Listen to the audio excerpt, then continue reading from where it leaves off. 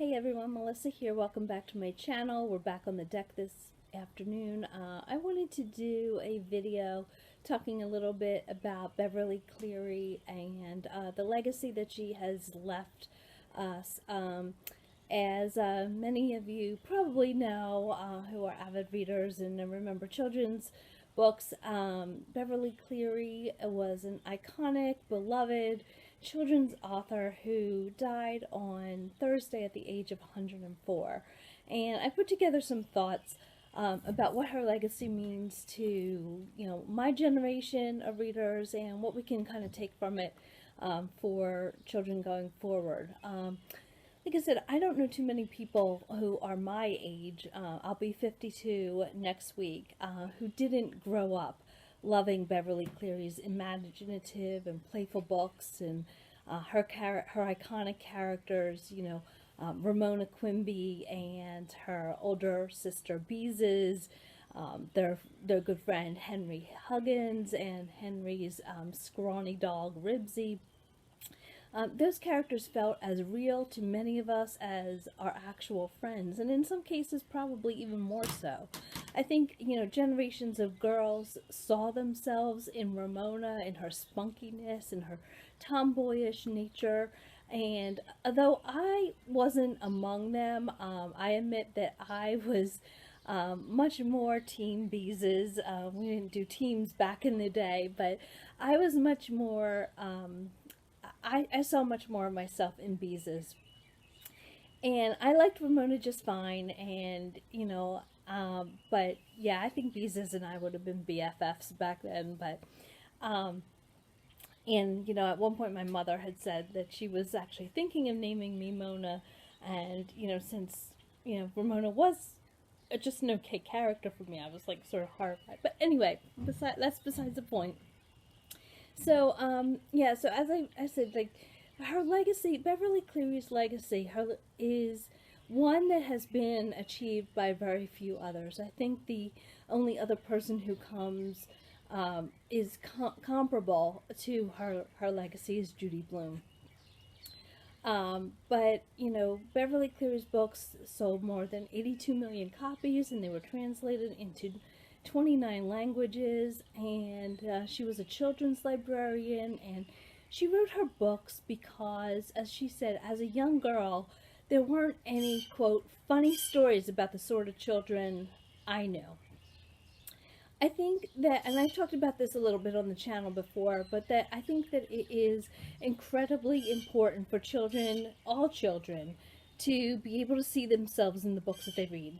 I think that that's one of the essential factors in a child becoming a lifelong reader. I'm sorry about the bird.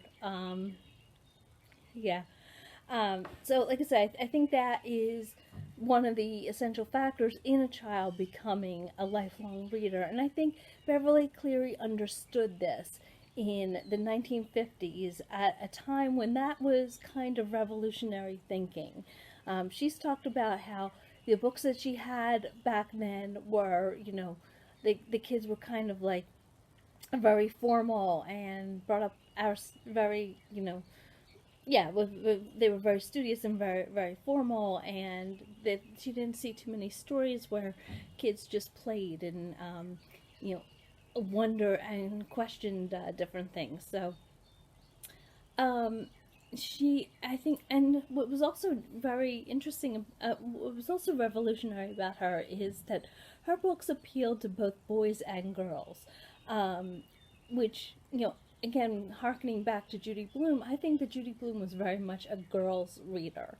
I didn't know too many boys who read Judy Blume back in the day, but, Beverly Cleary's books were ones that, like Ralph Mouth, I'm like thinking Happy Days. My son and my husband watched that every night. But Ralph S. Mouse was a character that Beverly Cleary created for her son because she wanted him to enjoy reading as a way to get him interested in reading.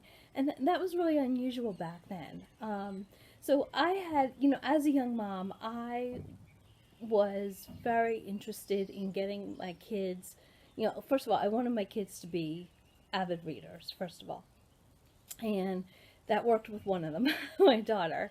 Um, and, but I remember introducing them to the books that I loved as a child, including Beverly Cleary's books. And like two of them we have Ramona and her father, and Ramona and her mother. These were the only two that I could find um, of my daughter's collections. I'm sure that there are probably others, but I wanted them to experience the Beverly Cleary books the same way that I had.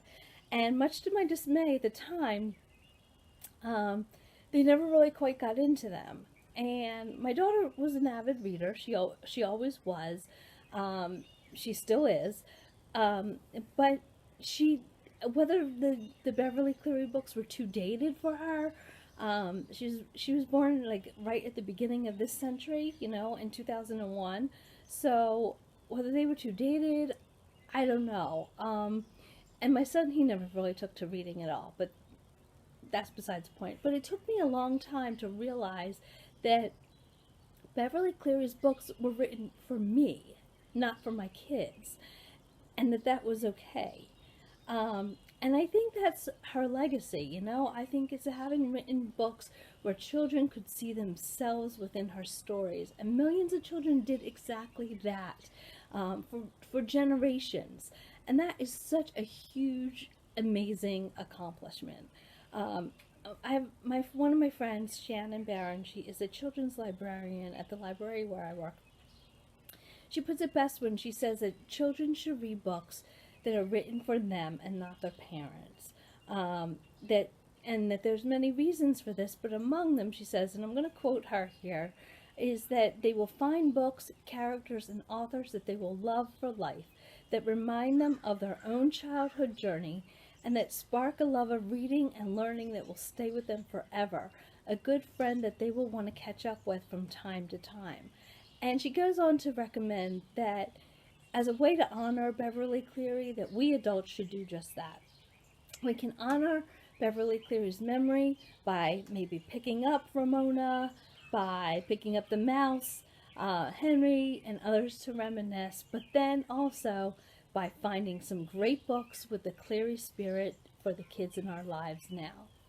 So, again, Beverly Cleary was an icon. I think that she has left us a treasure trove of literature that we can enjoy, but she also left us that spirit of wanting to find the book or the books, plural, that children would will be able to identify themselves, be able to see themselves in.